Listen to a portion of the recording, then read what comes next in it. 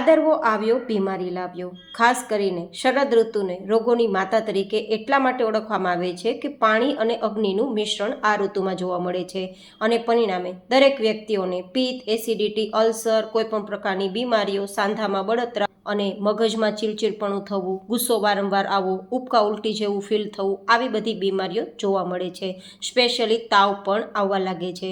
તો આ બધી જ બીમારીઓનું જડ માત્ર 1 ચમચી દરરોજ તમે ભાદરવા મહિના દરમિયાન આ વસ્તુ ખાઈ લીધી તો તમે સોલ્વ કરી શકશો। પણ કેટલા પ્રમાણમાં લેવાનું, કોને લેવાનું, ક્યારે લેવાનું, કેવી રીતે લેવાનું, એ સામગ્રી ક્યાંથી મળશે, કેટલામાં મળશે, આ બધું જ આજે હું તમારી સાથે આ રેસીપીમાં શેર કરવાની છું। તો ચલો રેસીપી શરૂ કરીએ। તો જેમના માટે આપણે લેશું હેલ્ધી સામગ્રી અને તે છે ગોંદ કતીરા। આ ગોંદ કતીરાને ઉનાળાનો ગુંદ તરીકે પણ ઓળખવામાં આવે છે અને કોઈ પણ આયુર્વેદિક ઓસડિયાવાળાને ત્યાં તમને માત્ર 100 રૂપિયા સુધીની ઓછી કિંમતમાં 100 ગ્રામ જેટલા ગોંદ કતીરા મળી જશે। આપણે જે શિયાળામાં ગુંદ ઉપયોગમાં લઈએ ને તે અલગ હોય છે, જે તમને હું અત્યારે બતાવી રહી છું। શિયાળાનો ગુંદ થોડો નાનો હોય છે અને ચમકતો હોય છે, જેને આપણે લાડુ બનાવવામાં કે અડદિયા બનાવવામાં ઘીમાં તળીને ઉપયોગમાં લઈએ છીએ।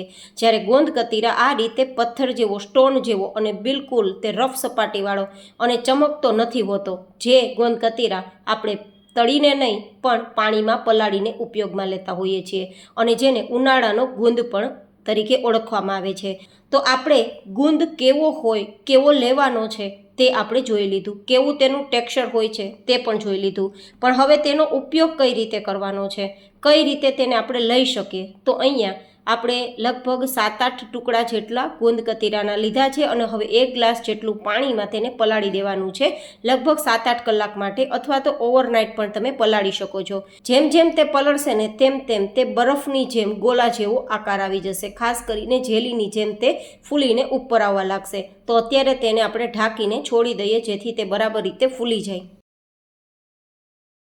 7-8 કલાક પછી તમે જોઈ શકો છો કે આપણું સરસ મજાનું ગોંદ કતીરા ફૂલી ગયું છે અને ટેક્સચર અત્યારે જોવો ને તો એવું જ લાગે છે કે જ્યારે બરફનો ગોલો હોય, પણ આ જે છે ને તે એકદમ ટેક્સચરમાં જોઈએ ને તો એકદમ સ્મૂધ હોય છે, જેલી જેવું લાગે છે। એન્ડ ખાસ વાત એ છે કે આ જે ગોંદ કતીરા છે તેનો કોઈ ખાસ ટેસ્ટ નથી હોતો, જેથી તમને ખૂબ પસંદ આવશે। આપણે જેવી રીતે પાણી પીતા હોય ને કોઈ ટેસ્ટ નથી આવતો, તેવી જ રીતે આ 1 ચમચી જેટલું ગોંદ કતીરા તમે લેશો તો તમને કોઈ ટેસ્ટ નહીં આવે, પણ માત્ર ફાયદા થશે। પગના સાંધાના દુખાવા માટે, શરીરના દુખાવા માટે, ખાસ કરીને પેટની ગરમીઓ માટે અક્સિર દવા છે। હવે તેનો ઉપયોગ કઈ રીતે કરી શકાય તે બતાવવા માટે હું અત્યારે તમને એક રેસીપી બતાવું છું। જેમ કે 1 ચમચી વરિયાળી અને 1 થી 2 ચમચી જેટલી મિશ્રીના ટુકડાનો પાવડર તૈયાર કરી લેશું। અહીંયા જો તમને ડાયાબિટીસ હોય તો તમારે આ ગોંદ કતીરાનો ઉપયોગ કઈ રીતે કરવાનો તે પણ હું તમને આગળ બતાવીશ। તો અત્યારે આપણે આ બંને સામગ્રી છે તેને આપણે ગ્રાઇન્ડ કરી પાવડર તૈયાર કરી લેશું। એન્ડ હા, મેં જે વરિયાળી લીધી છે ને તે શેકેલી છે, તો ખાસ આ પાવડર તૈયાર કરતાં પહેલાં વરિયાળીને એકદમ લાઇટ વેટ શેકી ઠંડી કરીને પછી જ તેનો પાવડર કરવાનો, તો જ એ બરાબર તેના ગુણધર્મો આપણે આપી શકશે। હવે આ જે પાવડર તૈયાર કર્યો ને તેમાંથી 1 ચમચી જેટલો પાવડર આપણે ગ્લાસમાં લેવાનો અને સાથે આપણે આ જે ગોંદ કતીરા તૈયાર કર્યું છે ને તે ગોંદ કતીરામાંથી માત્ર 1 ચમચી જેટલું આપણે આ ગ્લાસમાં ઉમેરશું। તો તમે ગોંદ કતીરાને કઈ રીતે ઉપયોગમાં લઈ શકો તે હું તમને પહેલી પ્રોસેસ બતાવું છું। હવે વધારે ઠંડક આપવા માટે બરફના ટુકડા ઉમેરવો હોય તો ઉમેરી શકો, અને અહીંયા હું માત્ર સારા ટેસ્ટ માટે થોડા લીંબુના ડ્રોપ્સ ઉમેરું છું। જો કે ભાદરવામાં થોડી પિત્ત પ્રકૃતિ વધે તો લીંબુની ખટાશ પણ તેમાં નુકસાન કરે છે, તો તમને બહુ જ પિત્ત હોય તો તમારે લીંબુનો રસ નથી ઉમેરવાનો, ઉપરથી આપણે ફુદીનાના પત્તા અને સાદું પાણી આ રીતે ઉમેરીને મિક્સ કરી દેવાનું છે।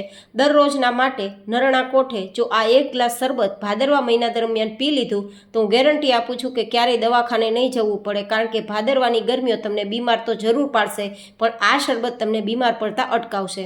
હવે બીજું શરબત બનાવીએ જે સાંધા ગોઠણના દુખાવા માટે બેસ્ટ છે।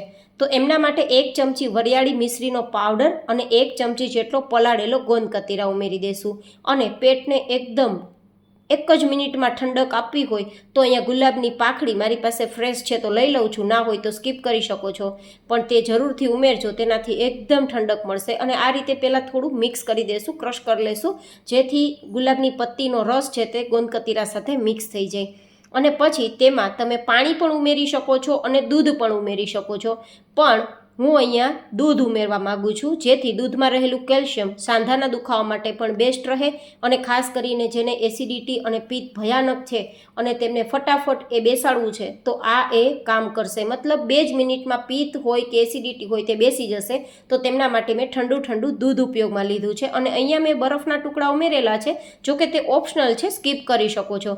આ રીતે મિક્સ કરી અને આ પણ 1 ગ્લાસ જેટલું તમે જ્યુસ સવારમાં નરના કોઠે લઈ લીધું તો તમને મેં આગળ બતાવ્યા પ્રમાણેના બધા જ જે પ્રશ્ન છે તે સોલ્વ થઈ જશે અને ખાસ કબજિયાત પણ તમારું દૂર થઈ જશે.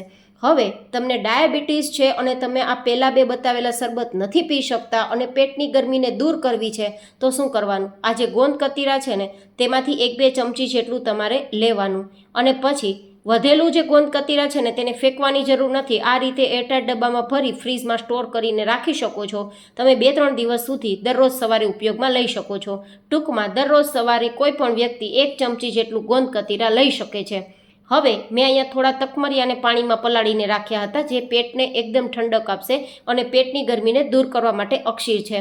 હવે થોડા બરફના ટુકડા અને અડધા ગ્લાસ જેટલું પાણી મિક્સ કરી દઈશું અને આ આપણું જે શરબત તૈયાર થયું છે તેમાં કોઈ પણ પ્રકારની મીઠાશ મેં નથી ઉમેરેલી, જેથી આ જે શરબત તૈયાર થયું છે તે 1 ગ્લાસ જેટલું કોઈ પણ ડાયાબિટીસના પેશન્ટને પણ પેટની ગરમી દૂર કરવી હોય તો પી શકે છે. હવે આ ગોંદ કતીરા છે તે પુરુષ કે સ્ત્રી કોઈ પણ લઈ શકે.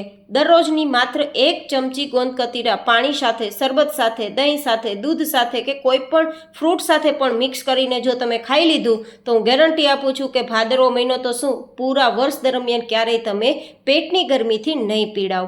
ફરી મળીશું એક નવી જ હેલ્ધી રેસીપી સાથે. ત્યાં સુધી stay healthy and stay happy.